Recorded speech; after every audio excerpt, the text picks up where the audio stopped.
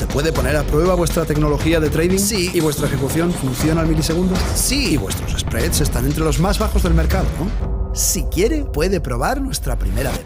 Es difícil encontrar un broker que cumpla con todas sus expectativas. O quizá no tanto.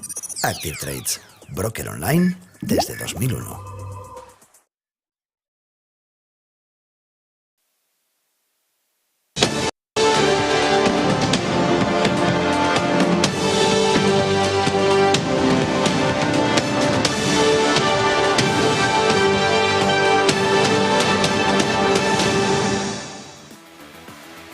Today, our decision was to raise the federal funds rate by 25 basis points.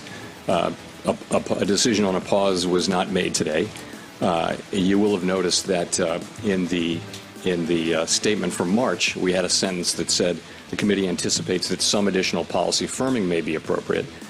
That sentence is not in the statement anymore. We took that out, and instead we're saying that in determining... 8 de la mañana, May the Force, no sabemos si with them, pero la realidad es que la Reserva Federal ayer ya le ha metido el primer empujón definitivo a la economía. Se le está poniendo una cara de Paul Volcker a Jerome Powell espectacular. Vamos a poder calcar caras entre Powell y Volcker con el movimiento de ayer. No hizo el movimiento de pausa exactamente en el statement, hizo un statement clavado al de 2006, donde teníamos los tipos prácticamente iguales, más los tipos están a nivel de 2007. A partir de ahí, el mercado empezó a decir, madre de Dios, que la pausa no quiere quitarla, va a alargarla, poniéndonos en una situación más complicada para el mercado. Powell le sube 25 puntos más a los tipos de interés en Estados Unidos, dice que la crisis bancaria ni fu ni fa, que bueno, que no va a dejar más compras, vamos a ver cómo lo evita,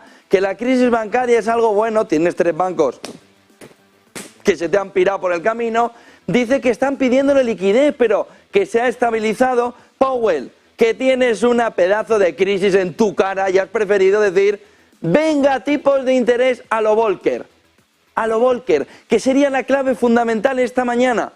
Estados Unidos se encamina a una recesión profunda, a un problemón, porque el empleo no le está cediendo, y lo reconoció Powell, y a un problemón porque no solo por el empleo, sino que el crecimiento también se le ve debilitarse de una manera acelerada, y la inflación, él mismo dijo, hasta que no lleguemos al 2%, no va a haber movimiento de recuperación de tipos a la baja, de eliminación de la pausa, de camino para la reducción, aunque el mercado, ¿saben qué? No se lo cree, no se lo cree. ¿Por qué?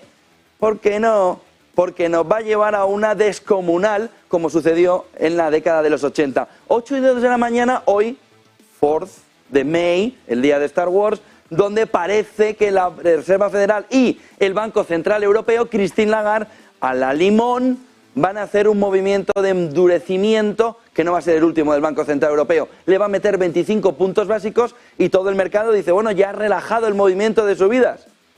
¿Y qué quería que hiciera?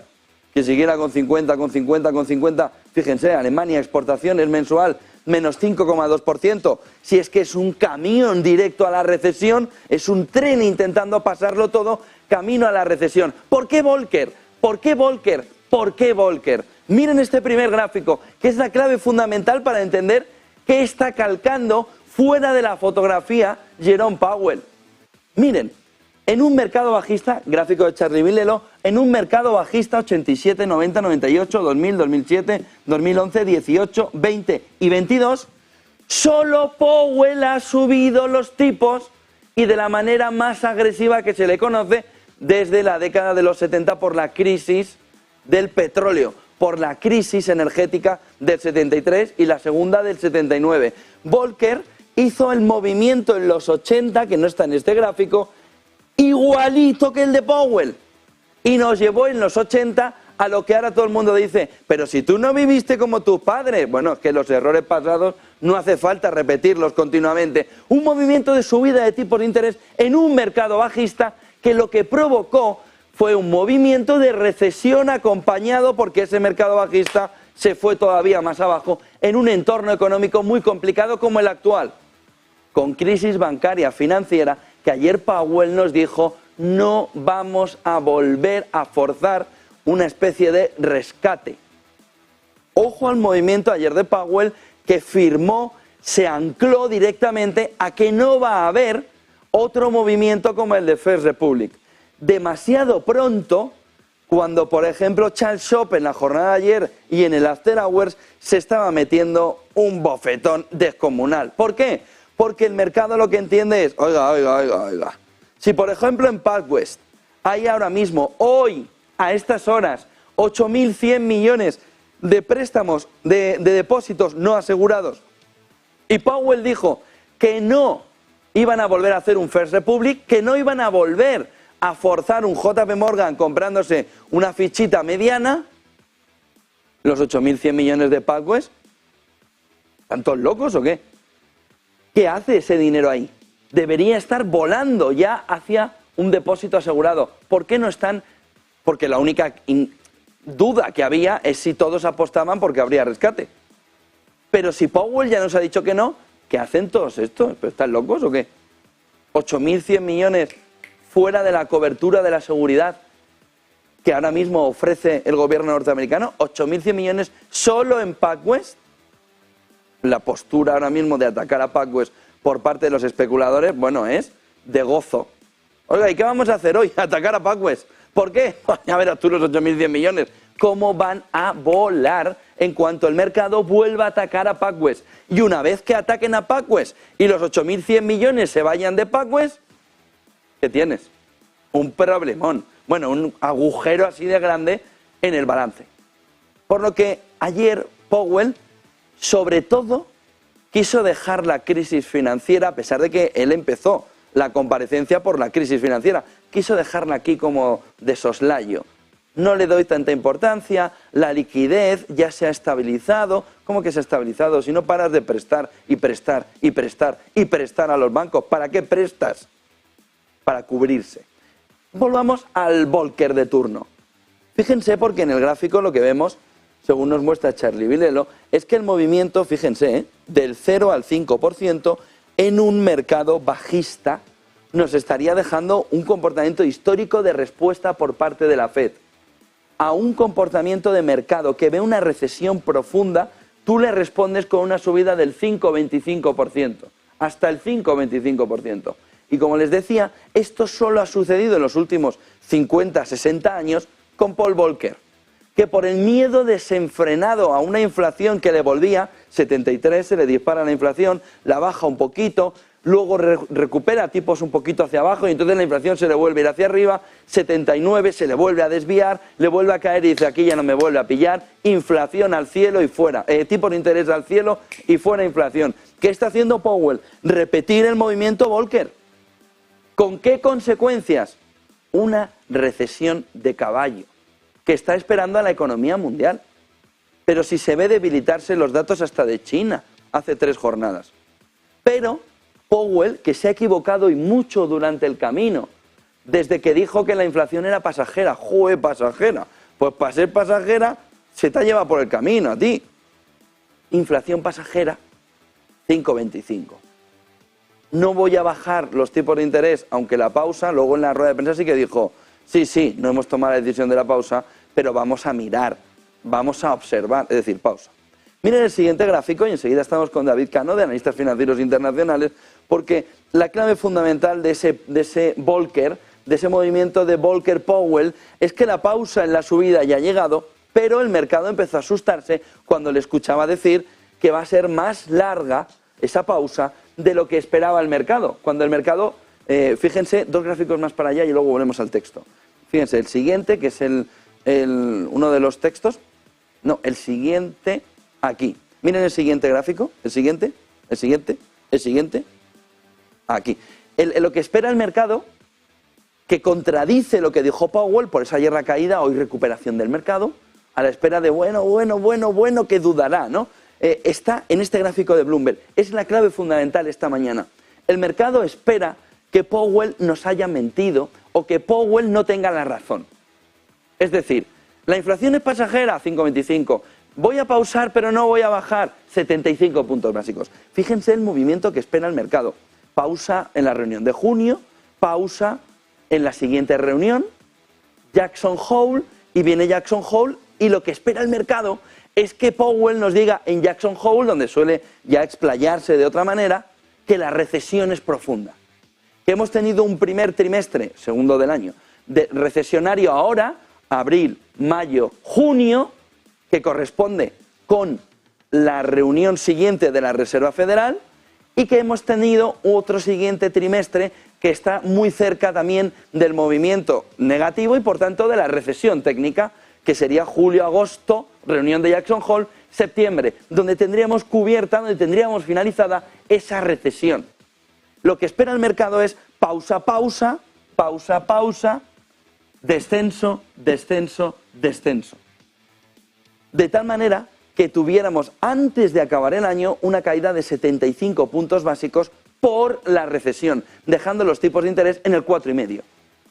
Cuando en diciembre del 23 Powell dijo que ni de broma, que ahora mismo no hay opción de eso, salvo que la inflación baje al 2%, que es lo mismo que decir que solo va a bajar al entorno del 2% si hay una recesión profunda muy dura en este trimestre en el que estamos y en el siguiente, y los datos no le están diciendo eso.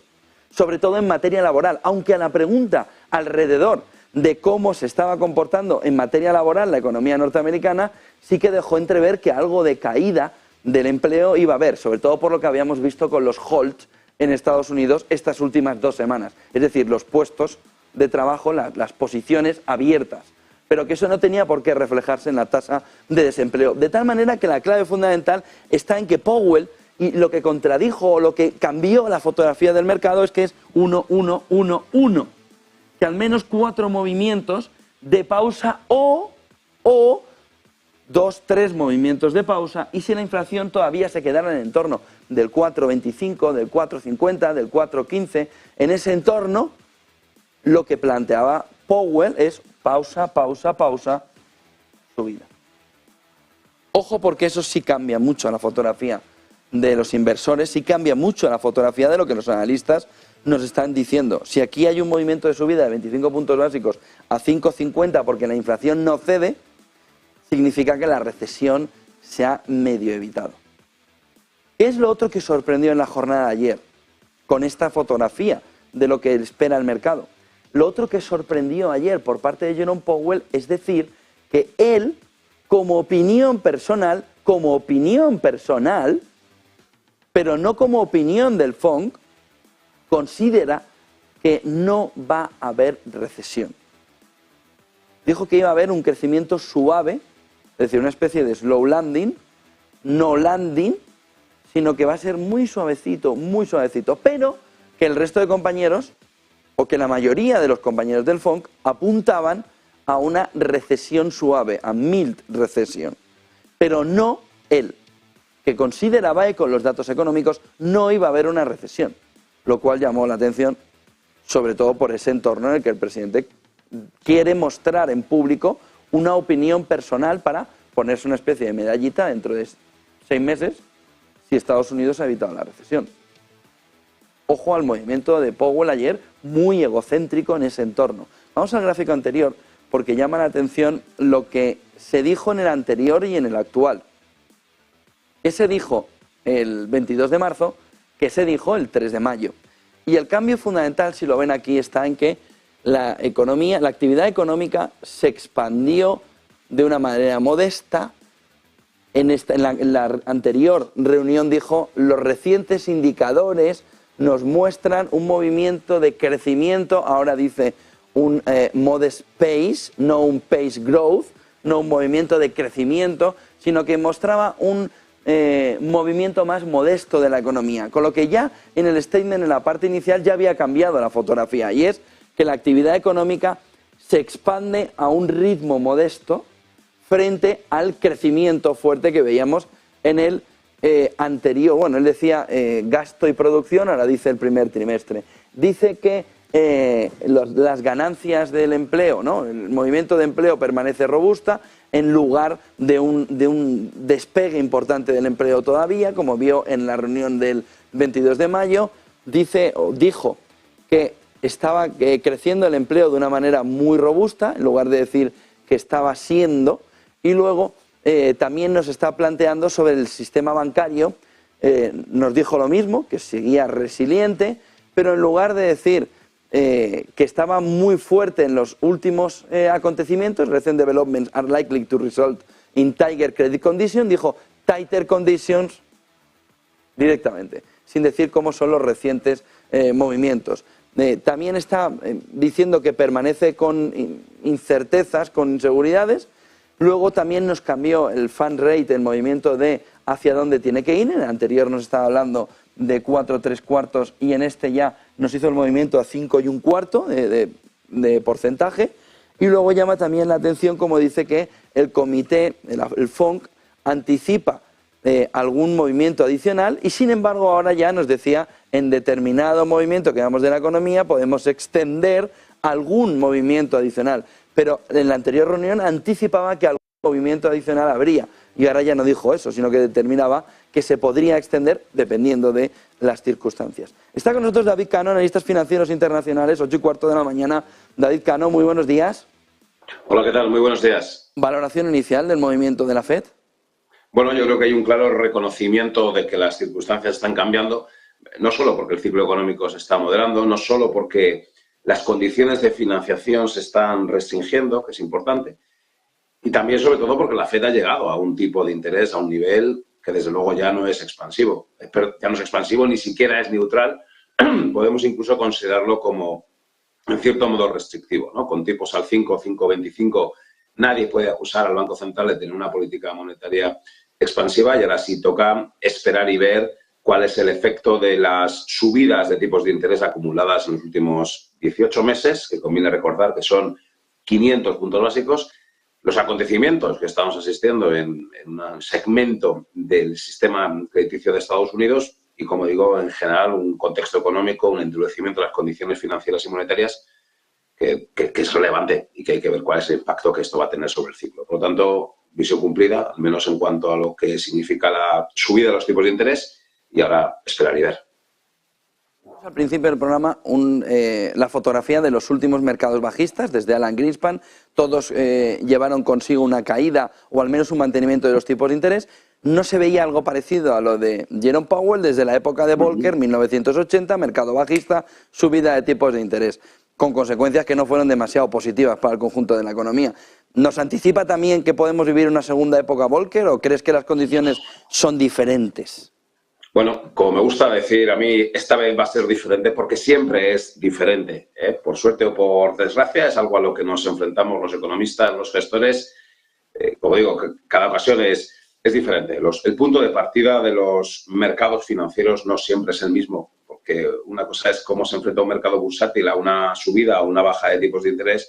Como digo, no es igual si parte de un PER 25, un PER 15, un PER 10. Y además no vale hacer comparaciones históricas con una composición hoy de la bolsa que es muy distinta a la que teníamos en tiempos atrás. Hoy, con la importancia relativa de la tecnología y un menor protagonismo de la banca o, por ejemplo, de sectores vinculados al petróleo, como digo, el grado de sensibilidad y el grado de expectativas de qué va a hacer los mercados bursátiles pueden ser diferentes. Porque yo creo que es importante señalar cómo efectivamente si los tipos de interés dejan de subir o incluso empiezan a bajar, un sector muy importante en Estados Unidos, todo lo que tiene que ver con el Nasdaq, ¿verdad?, que ha estado experimentando un peor comportamiento relativo meses atrás y que en las últimas semanas está empezando a resucitar, bueno, pues eso podría ser un factor relativamente favorable para el S&P, ¿no? En definitiva, lo que voy es que una vez más nos enfrentamos a un entorno incierto, un entorno donde uno puede saber muy bien qué es lo que va a pasar con los mercados bursátiles. Tenemos que advertir que efectivamente los ratios de valoración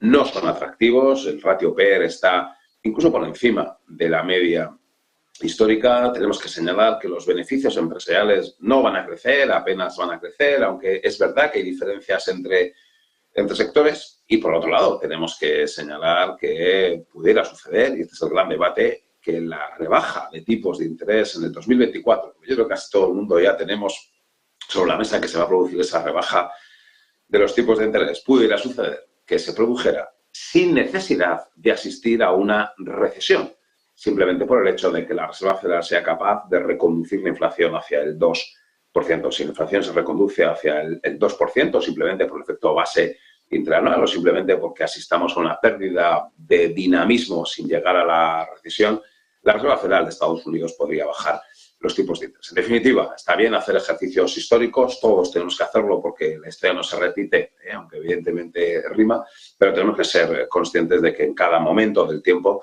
las circunstancias y las condiciones son diferentes. Pero que es verdad, desde el punto de vista de valoración absoluta y de valoración relativa, la renta variable está algo tensionada y es la que nos lleva a pensar que todavía hay que mantener una cierta posición de infraponderación frente a una renta fija, en donde aquí sí estamos alargando claramente duraciones, porque los tipos de interés, aunque han bajado en los últimos días, digo, el tipo a 10 años, el tipo a 30 años, todavía están en unos niveles relativamente elevados o por encima de la inflación prevista para los próximos años. Y sobre todo puede ser una cobertura si nos equivocamos en este escenario. Entendemos que no va a haber recesión, pero si finalmente la hay y los bancos centrales tienen que bajar fuerte los tipos de interés, bueno, pues como digo, se podrá ganar mucho dinero en el tramo largo de la curva. O si hay un accidente bancario, que hoy por hoy están cayendo unas cuantas entidades financieras, pero están siendo, vamos a decirlo así, solucionadas por el resto del sector. No hay un problema sistémico, pero es obvio que hay que vigilarlo de cerca, pues acaso sí que hubiera un problema un poquito superior. En definitiva, un montón de elementos de análisis bien interesantes que hacen que este trabajo, bueno, pues sea tan atractivo cada día. Dos cuestiones. Crisis bancaria y techo de deuda. Crisis bancaria. Subestimó Powell ayer la crisis bancaria, hablando simplemente de que había liquidez que ya se había contenido cuando ha tenido la quiebra de First Republic Bank y todos esos, por ejemplo, 8.100 millones de depósitos no asegurados en PacWest deberían estar ahí un poquito más nerviosos, ¿no? Después de escuchar que lo de First Republic es la excepción, que no se va a volver a producir. Y si no se va a volver a producir, se queda muy en el aire. Por ejemplo, en PacWest, esos 8.100 millones que están por encima de los $250.000, que nadie entiende qué hacen ahí, ¿no? En ese entorno. Sí, bueno, lo que está sucediendo con algunas entidades crediticias es una mala gestión del riesgo de tipo de interés y del riesgo de liquidez, no del riesgo de crédito. Y eso es lo que configura que esto no es una crisis sistémica, ¿no? A diferencia de lo que pudo pasar en el 2008, donde, bueno, pues los problemas asociados a la mora y a la inversión en activos financieros más o menos sofisticados y más o menos tóxicos era generalizada. Ahora, como digo, es un problema concreto de una determinada categoría de instituciones, de bancos. El resto de los bancos tiene una posición de liquidez, de solvencia y de rentabilidad, desde luego que es diferencial. Y por eso si hay algún problema en alguna entidad determinada, el resto puede salir a solucionar ese problema. Respecto a la garantía implícita de los depósitos, es evidentemente uno de los temas de los que más estamos discutiendo en los últimos tiempos y parece que se está generalizando la percepción de que hay una garantía implícita para todos, ¿no? En cierto modo, esto daría para una conversación muy larga. Yo soy de la opinión de que sería muy injusto moralmente provocar o permitir que un depositante perdiera un solo dólar de su depósito por mucha cantidad de depósito que tuviera, ¿no? Y por otro lado, porque seguramente si eso se produjera, provocaría ahí sí un efecto pánico que ya sí podría provocar que hubiera una crisis sistémica, ¿no? En definitiva, es verdad que la subida de los tipos de interés, la importante subida de los tipos de interés de los últimos meses está provocando una ralentización del ciclo esperada, está provocando una moderación de la inflación deseada y está provocando, vamos a decir así, daños colaterales en algunas entidades crediticias que desde luego no se esperaba y no es deseado, pero que hoy por hoy todavía podemos señalar que está limitada en el tiempo y limitada a unas cuantas entidades crediticias que hicieron mal las cosas, que gestionaron mal el riesgo de tipo de interés y el riesgo de liquidez, y que no es el caso del resto de entidades que gestionaron bien sus riesgos y que además tienen una posición de liquidez, de rentabilidad y de solvencia lo suficientemente importante y porque además son entidades de mucho más tamaño para poder solventar esos problemas. Pero es obvio que a los dos vértices convencionales de seguimiento de la economía, qué pasa con la inflación, qué pasa con el crecimiento, pues ahora se le suma un tercero, es qué pasa con el sistema crediticio. ¿Y un cuarto? ¿La deuda? Ayer dijo Powell que no iba a rescatar desde la FED al gobierno. Dijo, directamente no habrá un rescate por parte de la FED si no hay aumento del techo de deuda. Siempre, estos son las cuentas de la abuela, ¿no? No, el techo de deuda siempre se arregla. Y si no se arregla, ¿ante qué circunstancia, ante qué cisne negro nos encontramos, David?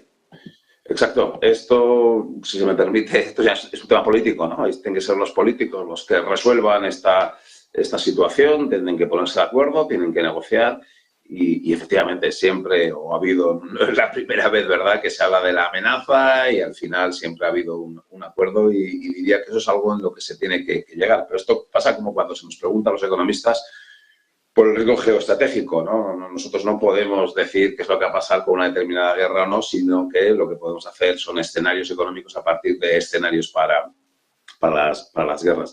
Bueno, pues aquí sucede un poco lo mismo. Los economistas no podemos hacer nada más que pedir a los políticos que se pongan de acuerdo y que lo resuelvan, ¿no? Y que evidentemente este tipo de perturbaciones, el run-run, son elementos adicionales que distorsionan un contexto y que intensifican o que van a intensificar esa pérdida de dinamismo de la economía, ¿no? Sí, pero David, tanto, si no se llega a un acuerdo, ¿ante qué fotografía estamos? No lo sé, porque te devolvería la pregunta. Territorio inexplorado.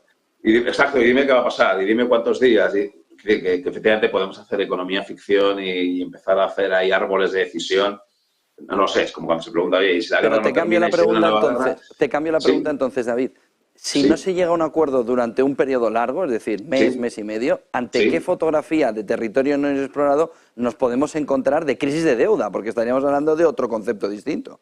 Claro, hombre, si hay un cierre del gobierno y hay una ralentización del pago y demás, bueno, lo que estamos asistiendo lo hemos visto en otras ocasiones, ¿no? Eso evidentemente provoca un deterioro de la actividad económica, ¿no? Y eso es así, de cualquier perturbación es negativa para el crecimiento económico e intensificaría esa pérdida de dinamismo de la economía, ¿no? Por tanto, diríamos que es un factor de riesgo cuyas probabilidades de ocurrencia son pequeñas, pero que efectivamente en caso de que se materialicen esas probabilidades de ocurrencia, bueno, pues diríamos, oye, ya estamos ante un cisne negro o tal vez un rinoceronte gris, porque como sabemos, el cisne negro es algo que nadie había hablado de ello y de repente sucede. Yo creo que esto se llama más un rinoceronte gris porque se está advirtiendo del riesgo de que eso se materialice, ¿no? Pero como digo, no lo sé, habría que esperar. Cualquier economista que trate de hacer ejercicios de qué es lo que va a pasar, bueno, pues evidentemente están condenados un poco al fracaso, iba a decir, porque son tantas las incertidumbres que tenemos sobre este acontecimiento que mucho me temo que hay que esperar, y ahí sí que no tenemos visibilidad, así como hemos ganado visibilidad sobre el final del proceso de endurecimiento de la política monetaria de la FED, como hemos ganado visibilidad sobre el escenario de que en el 2024 van a bajar los tipos de interés, como tenemos, en nuestra opinión, cierta visibilidad para pensar que los problemas de crisis crediticia en Estados Unidos están limitadas a unas pocas entidades, es obvio que en el frente de techo de deuda, bueno, pues ahí no tenemos tanta visibilidad y confiemos que los políticos consigan un acuerdo final. Una última pregunta, David. Banco Central Europeo, subida de 0,25, parece, va a bajar el ritmo, pero no las subidas. Allí la pausa está bastante más lejos, ¿no? Sí, todavía queda un poco más de subida de tipos de interés. En el área euro es verdad que llevamos un cierto retraso en todo. El BCE empezó más tarde a subir los tipos. El máximo de inflación se alcanzó en octubre en un nivel más alto, cuando en Estados Unidos se había hecho en agosto y en un nivel algo más bajo. Aquí hemos tenido cierta reactivación del ciclo. Alemania ha conseguido evitar la recesión, la fuerte caída del precio de las materias primas y demás ha sido una ligera noticia favorable, y también el BCE los tipos de interés no los ha puesto todavía en una cota tan alta como en Estados Unidos, ¿no? Por lo tanto, sí podríamos pensar en esta subida de hoy y tal vez incluso un par de ellas más. Lo cual no significa que el Euribor vaya a seguir subiendo. Yo creo que esto es muy importante porque si hay titulares que son incorrectos, el BCE va a subir los tipos de interés y por lo tanto se encarecen las hipotecas, ¿no? Las hipotecas ya se han ido encareciendo porque el Euribor 12 meses se ha ido descontando las subidas de tipos de interés por parte del Banco Central Europeo. Un Euribor que está en esa zona del 4% y que yo creo que es un poco el escenario que uno puede manejar para el techo de las subidas de los tipos de interés. Esto es, al BCE todavía le pueden quedar una, dos, incluso tres subidas de tipos, pero no necesariamente al Euribor 12 meses, que seguramente haya dibujado ya techo en el actual nivel. Y bueno, también aquí en el 2024 pues puede ser el año en que empecemos a asistir a un inicio de las rebajas de los tipos de interés, de nuevo, no tanto porque asistamos a una recesión, sí a un débil crecimiento, pero sobre todo porque la inflación se vaya reconduciendo de forma paulatina hacia ese objetivo de los bancos centrales del 2%. Pues muchísimas gracias, David Cano, analistas financieros internacionales. Buen día, David, buen negocio y muchas gracias. Igualmente un placer. Hasta otra. Chao. Hasta otra. 8:29 de la mañana. Seguimos viendo claves del día en una fotografía clara alrededor. Fíjense lo que nos está diciendo hipotecariamente, ¿no? David Cano, sobre el Euribor, como ya la fotografía no es que el Euribor vaya a darse otra vez el festival que se ha dado en los últimos meses, pero vamos a ver cómo reacciona en las próximas jornadas y sobre todo en el próximo mes, en este mes de mayo y junio. 5 claves para resumir cómo está el momento en el día, en una jornada que parece alcista. Vamos a ver Banco Central Europeo, vamos a ver las dudas también sobre el sector bancario durante la jornada, pero Wall Street caía ayer tras el anuncio de la Fed de que no habrá rebajas futuras de tipos, de tal manera, en 2023, claro, que nos estaría marcando, David Cano también nos decía lo mismo, hasta el 24 no se apuesta por bajada de tipos, el mercado, los Fed Swap están diciendo algo distinto, 0,75 de bajada, hasta el 4,5.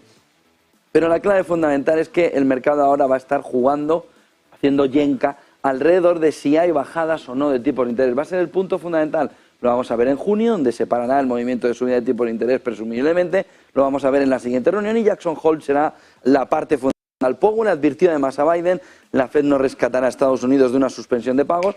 Poneros las pilas vosotros, que para eso cobráis como políticos. Llegar a un acuerdo, resolver el techo de deuda, el formato de reducción de presupuesto. A largo plazo haced lo que queráis, pero resolver el problema que la Fed no rescatará a Estados Unidos. Vamos a ver si llegados al momento Powell de verdad, y no como aviso, sino como materialización del aviso, le dice a Biden, su jefe, que no le va a rescatar. Si llegado al caso, Biden necesita que su colega de la Fed le rescate. Powell dijo: no queremos una oleada de compras en la banca, First Republic es una excepción. Bueno, esto fue como pólvora en la fotografía. Oleada de compras en la banca, no la quiere, First Republic, excepción. El sector ha mejorado desde marzo.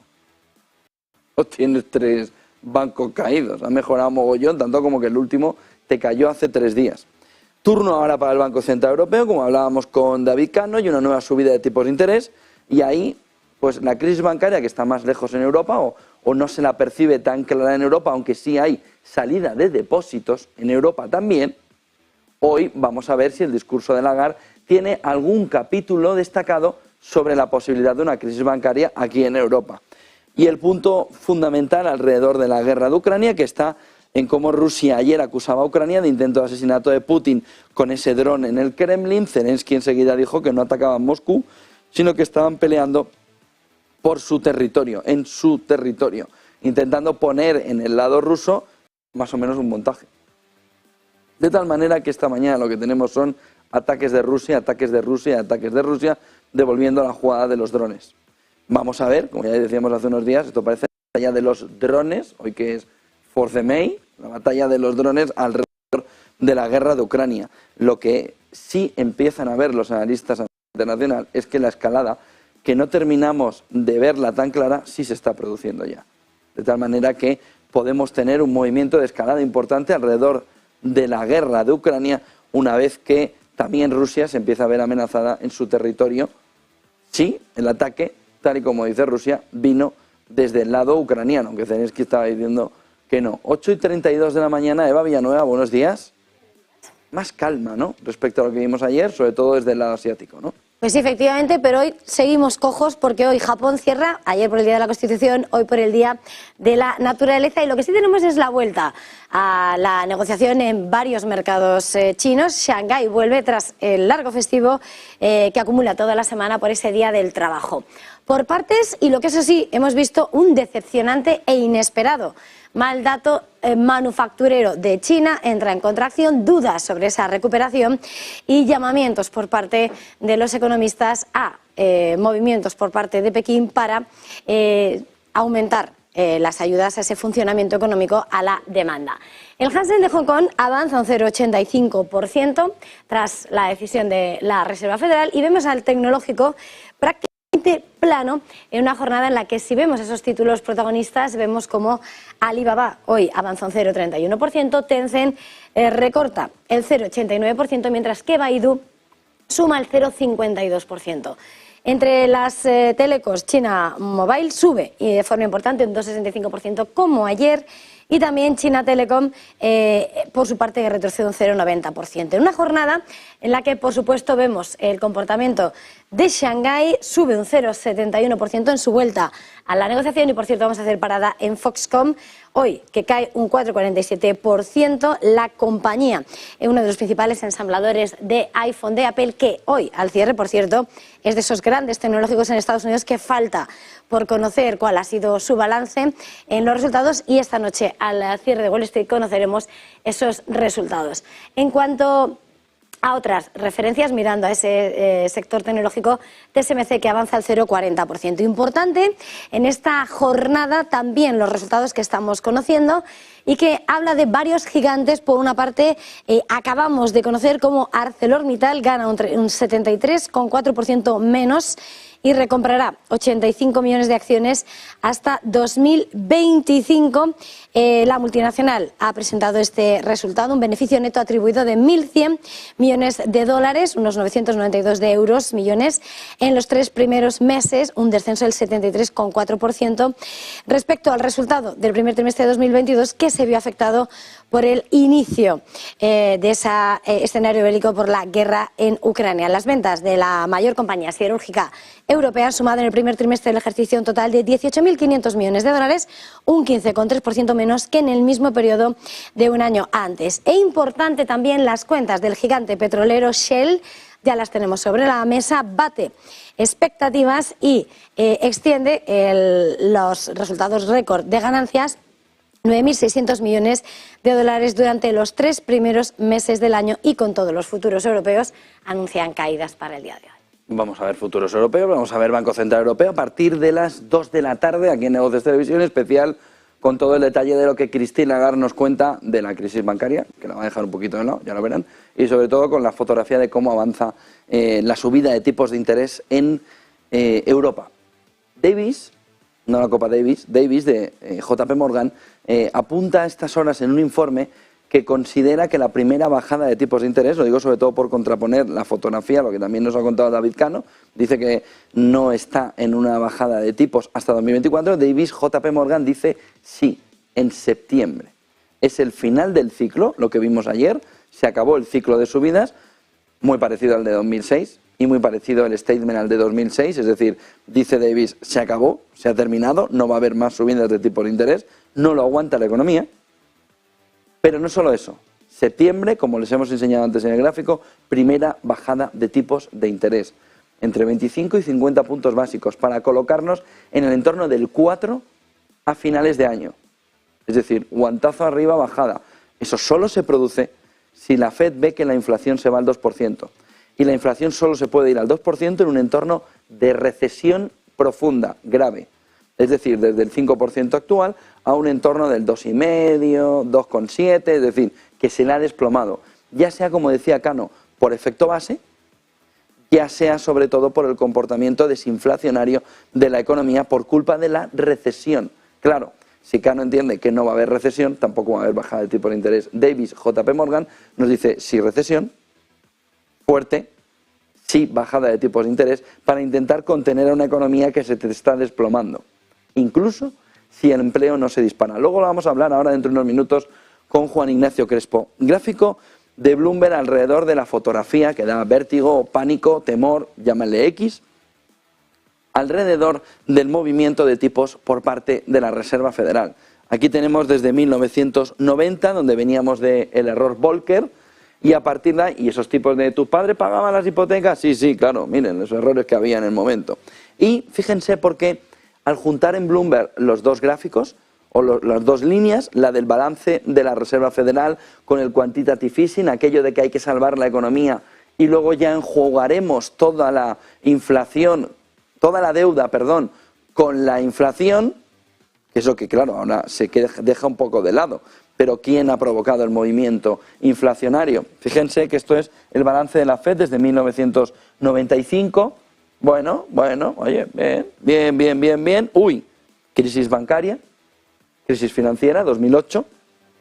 Empieza la Fed a meter dinero en el sistema para que aquello remonte, sabiendo que iba a generar una inflación completamente desbocada. y a pesar de que venía con una inflación potente, sobre todo en esta parte entre el 2000 y el 2005, donde ven los tipos de interés que están prácticamente igual que el momento actual, en torno al 5,5. Movimiento de la Fed de subida, subida, subida del balance, ese famoso quantitative easing, todo fácil, a la limón del modelo de vida que hemos llevado desde 2010 viviendo peligrosamente, todo fácil, chaval, todo fácil, todo fácil, todo fácil, dinero gratis, todo fácil, todo fácil. Y ese quantitative easing y ese vivir peligrosamente nos lleva a la época del coronavirus que dicen, ¿y qué he aprendido durante estos 10 años? Todo fácil. Por lo que vamos a regalar dinero a los dos lados del Atlántico y prácticamente en todo el mundo. Sube el balance de la Reserva Federal y no sabemos qué esperaba Powell en este entorno. Y había metido un subidón al balance, a la cantidad de dinero que estaba prestando, que estaba dando gratis la Reserva Federal. Oiga, ¿y qué le cuesta a este proyecto? Muy poco, porque el dinero es gratis. Oye, transición energética, ¿qué te cuesta? Nada, muy poco, porque es gratis. Nada, es gratis. Y con el dinero gratis hemos vivido peligrosamente. Una circunstancia que los bancos centrales sabían que había un pardillo que la iba a pagar, que era el ciudadano. De tal manera que cuando han visto que el balance, fíjense que esto ya en 2019, antes del coronavirus, afrontaba que el movimiento de subida de tipos, que ya los teníamos por encima del 2%, nos iba a llevar a un problemón, a una recesión más suave. El coronavirus nos cambió a una recesión muy agresiva, la salida del coronavirus a un problemón enorme. Fíjense, a medida que subía el balance sheet de la Reserva Federal, han ido también las expectativas detrás. Pero fíjense porque hay un elemento diferencial entre 2023, 2022 y donde tuvimos los tipos tan altos. Es el balance de la Fed. Aquí se tiraba de demanda interna, se tiraba de, aunque fuera caro, de préstamo hipotecario. Ahora se tira de que el dinero era gratis. ¿Cuál es la diferencia fundamental? Que la inflación, bajarla ahí, es mucho más difícil. ¿Por qué? Porque hemos vivido de dinero gratis. ¿Y cómo quitas el dinero gratis del sistema? A base de guantazos, que es lo que está haciendo la Fed. Y lo que hay que pedirle tanto a los gobiernos como a los bancos centrales es que si son los causantes del problema, empiecen ellos por reducir sus presupuestos antes del presupuesto del ciudadano de a pie. Oiga, el ciudadano no ha elegido la subida de tipos, ni la bajada, ni los tipos cero, ni el dinero gratis. Ustedes lo crearon y ustedes ahora quieren hacerle pagar mediante un enjuague de deuda por culpa de la inflación. Ustedes enjuagan la deuda y lo que consiguen es empobrecer al ciudadano.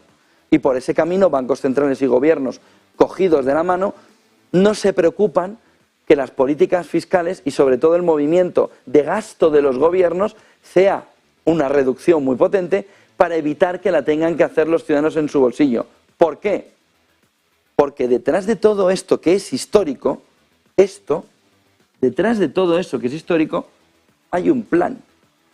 Y el plan se llama dólar euro X digital. Y el plan se llama voy ahora a volver a hacer de papá Estado, te voy a quitar tus problemas inflacionarios en el medio plazo a cambio de que me entregues tu control.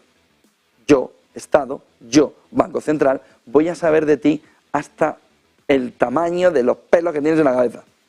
Lo voy a saber todo.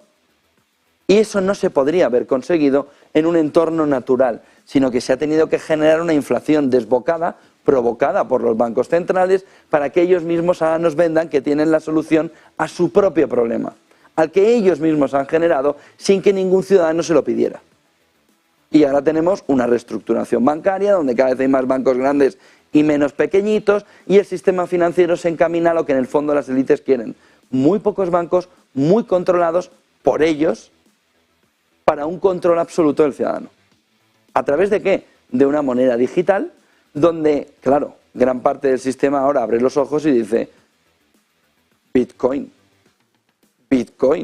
porque lo otro es entregar el alma al diablo. Miren el siguiente gráfico, no olviden quién provocó esto. No olviden quién provocó esto. Y quién ahora nos está diciendo, a marchas forzadas tengo que sacar el dinero del sistema. Caída de la M2, 4,1%, menos 4,1%, frente al más 26,9% que teníamos en los tiempos del coronavirus. Lo que ha habido es un subidón. Busquen un momento en el que tanto dinero, gráfico de Charlie Vilelo, en el que se ha visto una subida tan fuerte de la masa monetaria regalando dinero. Había un helicóptero por las calles, de manera metafórica, tirando dinero al ciudadano. Gaste, gaste, pero si estoy en casa encerrado, da igual, gaste digitalmente. De ahí que todo el negocio de los Netflix o de los comida a domicilio volaron. Gaste, gaste, gaste. ¿Y quién va a pagar toda esta fiesta? Hombre, usted. ¿Cómo? Inflación. Ojo al movimiento de caída de masa monetaria que también nos está reflejando que el ciudadano ha dejado ya o ha visto muy claro que no quiere ser el tonto de la película. Yo puedo venirme a una recesión y acabar dañado, pero no me voy a gastar un duro. Voy a restringir totalmente el gasto porque no quiero que me pille por en medio. Miren el siguiente gráfico, masa monetaria, muy importante, ver cómo va cayendo camino de la recesión. La expectativa, sobre todo, fíjense en este gráfico también de Charlie Vilelo, antes veíamos el de Bloomberg, alrededor de 3 caídas de los tipos de interés en 2023.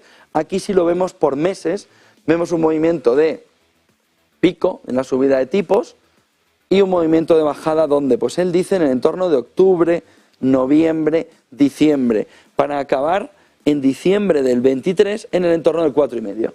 Es decir, 75 puntos básicos que se nos van a ir en 2 bajadas de tipos, 3 a lo sumo.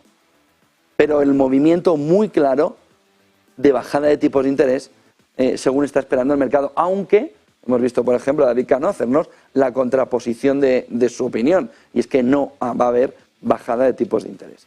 Miren el siguiente gráfico, que nos marca también esta mañana el coste del default en Estados Unidos. Una vez que nos acercamos al 1 de junio, y Janet Yellen ha dicho, es muy probable que si nos acercamos no lleguemos a los pagos. En esta fotografía, CDS volviendo a incrementarse en la jornada de ayer. Miren el siguiente gráfico que nos marca cómo los inversores están cada vez más preocupados por la fecha del límite del 1 de junio, fecha límite para el Tesoro norteamericano para no hacer ese default. Aunque luego, primero, siempre lo hemos sobrellevado, siempre se ha salvado y casi siempre sobre la bocina, por lo que todavía hay tiempo. La clave fundamental está en que no se consiga territorio inexplorado. Eso lo vamos a preguntar a Juan Ignacio Crespo. Pero rendimientos de las letras del Tesoro a 3 meses son ahora los más altos con relación a las tasas, a los tipos a 2 años desde 1981. No se veía un movimiento así de relación entre las letras a 3 meses y 2 años, marcándonos que desde 1981 no se veía un comportamiento tampoco de tipos de interés, como el actual, de mercado bajista, subida fuerte de tipos de interés al estilo Volcker. Miren el siguiente gráfico que nos marca también esta mañana el dato que conocimos ayer, ese dato de desempleo en la eurozona, dando una mala noticia porque el desempleo cayó inesperadamente, pero muy poquito, 6,5 en marzo frente al 6,6 en febrero. Lo que le está diciendo al mercado es que el mercado laboral sigue muy robusto, muy fuerte, dato que va a utilizar hoy Christine Lagarde para defender también el movimiento continuado de subida de tipos de interés. Creo que tenemos un gráfico más, o un par de gráficos más, y enseguida recibimos a Juan Ignacio Crespo, con 2 temas. Uno, el movimiento de escasez que puede provocar otra vez repunte inflacionario, en esta noticia de Bloomberg, alrededor de cómo las minas de cobre, que se lo venimos contando durante las últimas 2 semanas en varios fascículos que les hemos dando, cuidado con el cobre, cuidado con el cobre, cuidado con el cobre, dándonos cómo se están agotando determinadas minas que serían fundamentales para la cadena de suministro. De tal manera que podemos ver un movimiento de problemas en la cadena de suministro a nivel mundial por el movimiento de una gran crisis alrededor del cobre, que se lo vamos a preguntar enseguida también a Juan Ignacio Crespo. Dice Bloomberg, cuidado porque la transición energética depende mucho del cobre. Y dice Bloomberg, esa transición hacia una energía verde depende de ese cobre, pero sobre todo lo que está sucediendo en Mongolia con determinadas minas está mostrándonos un problema futuro importante sobre cómo resolver la escasez de cobre para tu transición energética. Si no tienes uno de los componentes fundamentales, ¿cómo avanzas en la transición energética? Y el tema fundamental no sale en la imagen, porque no tenemos derecho para mostrar la imagen, pero es espeluznante. Cómo la mina está, bueno, como la entrada de la Divina Comedia al infierno. Totalmente erosionada la mina de cobre, mostrándonos que es que ya no hay más, que es que ya no hay mucho más, que estamos destrozando recursos naturales a un tamaño brutal. Fíjense la paradoja, para la transición energética, para la energía verde, pero cepillándonos minas y minas de cobre que son elemento fundamental para esa transición energética. Un gráfico más y dejamos también para el final la otra gran noticia en el mundo científico que se está viendo en las últimas horas. ¿Qué es lo que está sucediendo alrededor de las exportaciones, por ejemplo, japonesas, que se han dejado de hacer a Rusia? ¿Cómo le puede estar llegando el dinero a Putin en un momento en el que la Unión Europea quiere sacar en un 10º paquete? Miren, hay que ver, o hemos visto, el fuerte aumento de las exportaciones chinas a Rusia, indias a Rusia, pero también hemos visto como tanto China como Alemania disparaban las exportaciones a países fronterizos, teniendo como punto clave de analizar por dónde le puede entrar el dinero, le puede estar entrando el dinero a Putin, Kazajstán y Georgia. ¿Qué es lo que sucede cuando vemos las exportaciones japonesas? Lo mismo que las chinas y que las alemanas. Un comportamiento en el que se ve cómo suben considerablemente esas exportaciones a un nivel muy potente que no se veía desde 2014,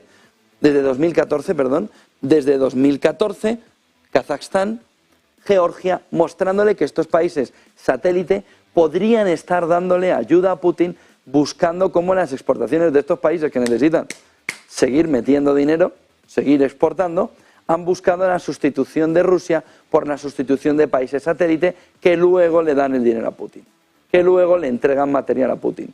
China y Alemania ya habíamos visto en los últimos días cómo habían disparado Kazajstán y Georgia. Ahora Japón, en este gráfico de IF de Robin Brooks, también nos apunta a que el cinismo, sobre todo occidental, sigue marcando las alternativas a no perder ese movimiento exportador. ¿Dónde? Kazajstán y Georgia. Y último punto, antes de recibir a Juan Ignacio Crespo, alrededor de lo que veíamos ayer en New York Times, que les recomiendo lectura, si no pueden ahora entre semana, en el fin de semana espectacular, sobre el movimiento descubierto por unos científicos alrededor del eslabón perdido. ¿Cuál es el eslabón perdido de ahora mismo la galaxia? Hoy que es día Star Wars. El eslabón perdido es como una estrella moribunda, parecida al Sol, han descubierto en una vía muy parecida a la Vía Láctea, se comía determinados planetas rodeándola, hasta terminar con ella y convertirla, bueno, pues eso, en un planeta sin vida. De tal manera que estos científicos han descubierto cuál es el eslabón perdido que le espera a la Tierra. No ahora, dentro de miles de años, pero ese eslabón perdido nos llevaría a cuál sería el punto final de la Vía Láctea, de nuestro sistema solar, tal y como lo están viendo ya en otros sistemas. Un planeta muy parecido a Júpiter, que rodeado por esa estrella, acaba engulléndolo y convirtiéndolo en parte de la masa de la del propio Sol, de la propia estrella. Con lo que New York Times nos dice, ya les digo que me parece que es lectura obligatoria, dice que es el final del mundo tal y como lo conocemos, tal y como sabemos. Ese final del mundo con una estrella que sería el punto final a toda la fotografía. Se acabó. ¿Quiere apocalipsis? Ya tenemos la fotografía en ese eslabón perdido de cómo se produce el final de una galaxia o de un planeta.